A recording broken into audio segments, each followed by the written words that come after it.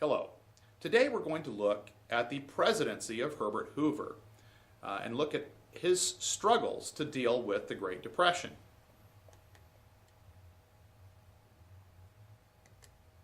So our learning objectives for this section are to explain President Hoover's basic philosophy about the proper role of government. We will explain what actions Hoover took in response to the Great Depression and describe how the nation responded to Hoover's efforts. First, let's look at Hoover's philosophy. Herbert Hoover came to the presidency with a core set of beliefs that he had formed over a long career in business and government service. He had served in the Harding and Coolidge administrations and shared many of their ideas about government's role in business, favoring as little government intervention as possible. Now keep in mind that Harding and Coolidge had been presidents really basically throughout the 1920s during really pretty prosperous times. And so their presidencies were pretty popular, although Harding's largely was tarnished by the Teapot Dome scandal. And yet at the time of his death, he was still quite popular. Coolidge was very popular. Both were Republican. Hoover easily won the 1928 election. He was very popular, also held on to those same Republican ideals, believing that there should be very little government involvement in the economy. Hoover believed that unnecessary government threatened prosperity and the spirit of the American people. A key part of this belief is something that Hoover referred to as rugged individualism. Hoover didn't think that the government, he didn't reject government oversight or think that businesses should do exactly as they thought, but he felt that it was very important not to destroy people's belief in their own responsibility or power. According to Hoover, individualism did not rule out cooperation. Hoover thought that business should form voluntary associations to make the economy more fair and efficient. Skilled government specialists would then cooperate with the associations. Hoover called this the associative state. As Coolidge's Secretary of Commerce and as President, Hoover put his beliefs into action, calling together meetings of business leaders and experts to discuss ways of achieving national goals. One example of the associative state working is the Hoover Dam. The building of the Hoover Dam demonstrated Hoover's beliefs in business and government cooperation. The dam harnessed the Colorado River to provide electricity and a safe, reliable water supply to parts of 7 states. The federal government provided the funding for the project, which was approved in the 1920s and then built in the 1930s. A group of 6 independent companies joined together to design and construct it. So this was a case of government cooperation, government funding, but private businesses. And this was a tremendous success. And also, for many of the things that were blamed on Hoover in terms of the Great Depression, the Hoovervilles, the Hoover flags, and all the other little put-downs that people had to blame Hoover for their economic woes. Here, in the case of the Hoover Dam, we have something positive that was named after Hoover, and something that's definitely had a lasting impact. But looking at Hoover's response to the Great Depression, Hoover's core beliefs that government should not provide direct aid but find ways to help people help themselves shaped his presidency. Before the market crash, Hoover tried to help farmers by strengthening farm cooperatives. Now, a farm cooperative is an organization owned and controlled by its members who work together for a common goal. For example, think of Blue Diamond almond growers as an example. Here you've got a group of almond growers that have come together to work together to form this association to help sell their almonds and put together marketing campaigns. An old well-known Blue Diamond marketing campaign was a can of wheat is all we ask. Trying to get consumers to purchase a can of almonds every week. That's the idea of a cooperative, and this is something that that Hoover worked to try to strengthen and build, especially in the agricultural industry. After the crash, Hoover continued to believe in voluntary action, and he urged business and government leaders not to lay off workers, hoping that their cooperation would help end or help the crisis to pass. He kind of believed that if everybody would kind of work together and cooperate, that they could avoid having a really bad catastrophe, that this economic period could pass pretty quickly. Unfortunately, for business leaders and for government officials, during tough economic times, they had to try to balance the budget. And, employing unnecessary workers that they couldn't afford didn't make sense. So businesses didn't cooperate.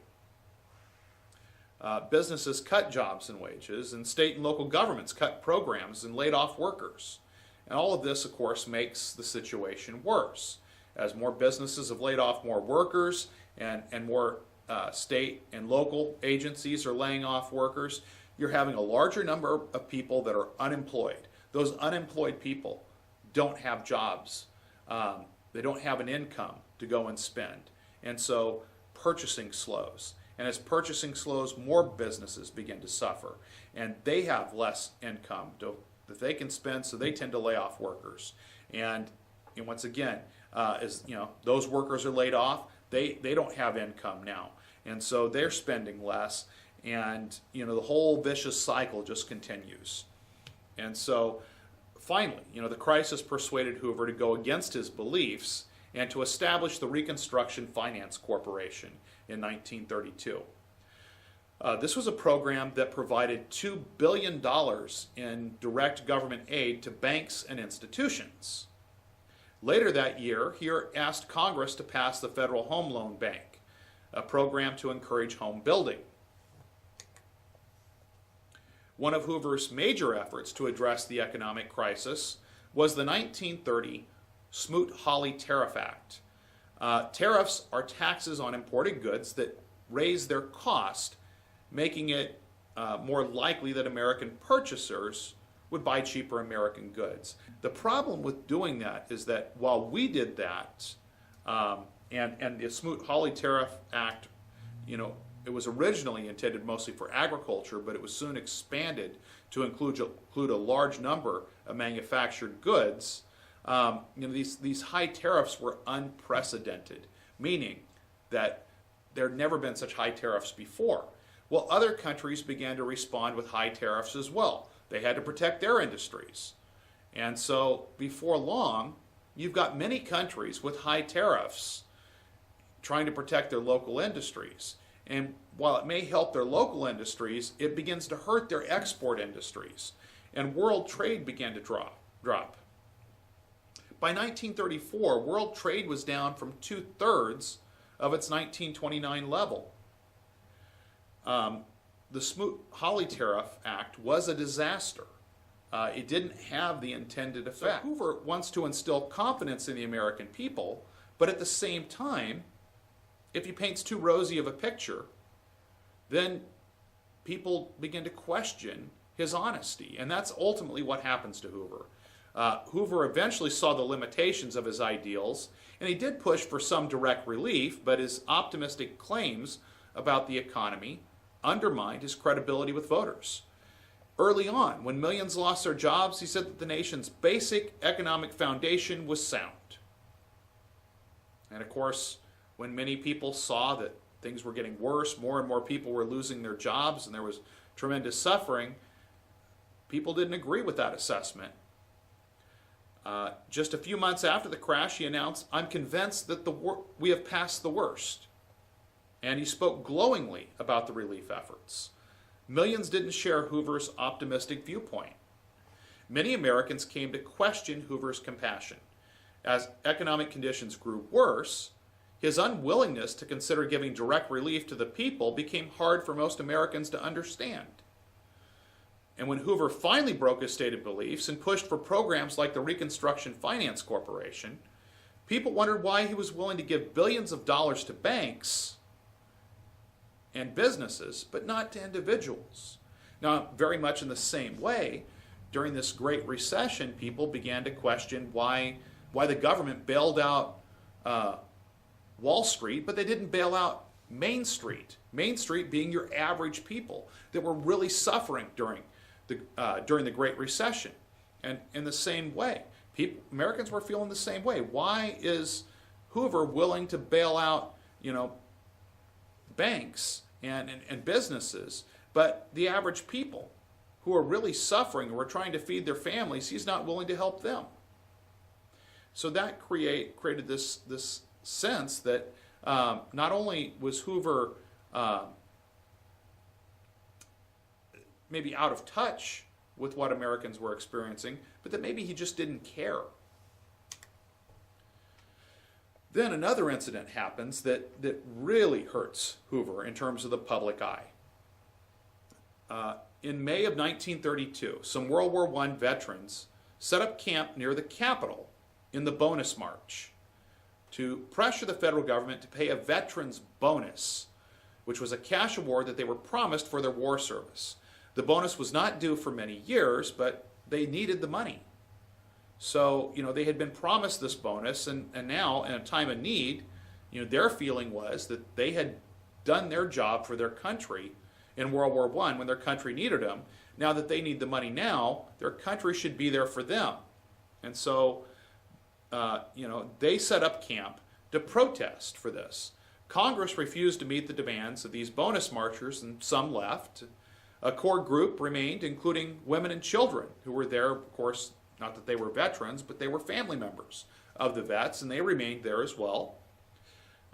Hoover didn't want to pay the bonus because he was concerned about balancing the budget. And so in July, as police and U.S. soldiers began clearing the area of veterans, violence erupted and the camp went up in flames, injuring hundreds. Many Americans were greatly disturbed by the sight of soldiers using weapons against homeless veterans. And the public's opinion of Hoover fell even more. Finally, the voters react.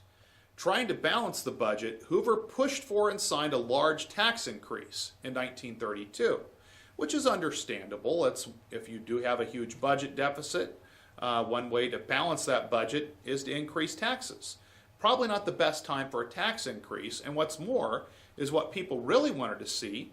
People wanted to see government spending to aid the poor. And so this move of increasing taxes and not aiding the poor was highly unpopular. The 1930 congressional election provided early signs that the public was fed up with President Hoover. The Democrats won the majority of seats in the House of Representatives and made gains in the Senate. By the 1932 presidential election, it seemed certain that Hoover would lose the race. The Great Depression showed few signs of ending, and Hoover's ability to influence people and events was nearly gone.